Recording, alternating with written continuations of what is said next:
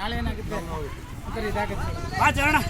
ಒಂದು ವಾಟ್ಸಪ್ ಬಿಡಪ್ಪ, ಮಾತಾಡ್ತೀನಿ ನನಗೆ ಲೈನ್ ಬಿಡು. ಲೈವ್ ಬಿಡ್ಬೇಕಾ? ಹಾಂ ಲೈನ್ ಬಿಡು. ಹಾಂ ಬನ್ನಿ ಮಾತಾಡೋಣ. ಹಾಂ ಏನಿವತ್ತು ಇಡೀ ದಿಣಗೂರು ಗ್ರಾಮ ಪಂಚಾಯತಿ ವ್ಯಾಪ್ತಿಯಲ್ಲಿ ಇವತ್ತು ಅರ್ಲಾಪುರ ಗ್ರಾಮದಲ್ಲಿ ಇವತ್ತು ಒಂದು ಕ್ಯಾಂಡಿಡೇಟ್ ಅಂದರೆ ಅದರಲ್ಲೂ ಇಂಡಿಪೆಂಡೆಂಟ್ ಕ್ಯಾಂಡಿಡೇಟ್ ಆಗಿ ನಿಲ್ಸ್ಕೊಂಡಿದ್ದು. ಆ ಕ್ಯಾಂಡಿಡೇಟ್ಗೆ ಒಂದು ಮನೆ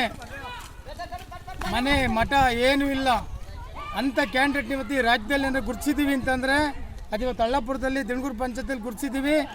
ಯುವಕರು ಇವತ್ತು ಪಣದ ತಟ್ಟಿ, ಯಾಕೆಂದ್ರೆ ಇವತ್ತು ಈ ಒಂದು ಮಾದರಿ ಇಡೀ ರಾಜ್ಯಕ್ಕೆ ಗೊತ್ತಾಗಬೇಕು.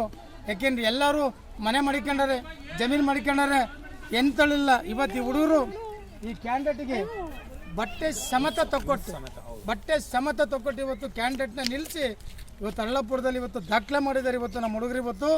ಯಾಕೆಂದರೆ ಇವತ್ತು ಇತಿಹಾಸ ಈ ಒಂದು ಕೆಟ್ಟ ರಾಜಕಾರಣದಲ್ಲಿ ಇವತ್ತು ಯಾವ ಮಟ್ಟಕ್ಕೆ ಇಲ್ಲ. ಒಂದು ಊರಿಗೆ 4 ಜನನ ನಾನು ಆಗ್ಲಿಂದ ಹೇಳ್ತಿದ್ದೆ, ಎಲ್ಲ ಪಕ್ಷದವರು ಏನು ಮಾಡ್ತಾರೆ ಅಂತಂದರೆ ಒಂದು ಊರಲ್ಲಿ 4 ಜನ ಮಡಿಕತ್ತಾರೆ, ಒಂದು ತೋರಣ ಕಟ್ಟಕ್ಕೆ, ಒಂದು ಪಟಾಕಿ ಹೊಡೆಯೋಕ್ಕೆ, ಒಂದು ಊರನ್ನ ಗಬ್ಬೆಳ್ಸಕ್ಕೆ. ಅಂಥ ಒಂದು ಮಾದರಿ ಇವತ್ತು ಈ ದಿಣಗೂರು ಪಂಚಾಯತಿ ವ್ಯಾಪ್ತಿಯಲ್ಲಿ ಇವತ್ತು ಅರ್ಲಾಪುರದಲ್ಲಿ ರಾಜ್ಯದ ರೈತ ಸಂಘದ ಅಧ್ಯಕ್ಷರ ಒಂದು ನೇತೃತ್ವದಲ್ಲಿ, ನಮ್ಮ ಏನು ಶಂಕರೇಗೌಡರ ಒಂದು ನೇತೃತ್ವದಲ್ಲಿ, ಏನು ಯುವಕರು ಒಂದು ತಂಡ ನೇತೃತ್ವದಲ್ಲಿ ಇವತ್ತು ಒಂದು ಜೈಶಾಲೆಯಾಗಿ ಇವತ್ತು ಇಡೀ ರಾಜ್ಯಕ್ಕೆ ಒಂದು ಮಾದರಿ ಮಾಡಿದ್ದೀವಿ. ಇದು ಇಡೀ ಒಂದು ರಾಜ್ಯಕ್ಕೆ ಮಾದರಿ ಆಗಬೇಕು ಅನ್ನೋದೇ ಇವತ್ತು ಹೋರಾಟದ ಪ್ರತಿಯೊಬ್ಬರ ಒಂದು ಆಸೆ ಇವತ್ತು.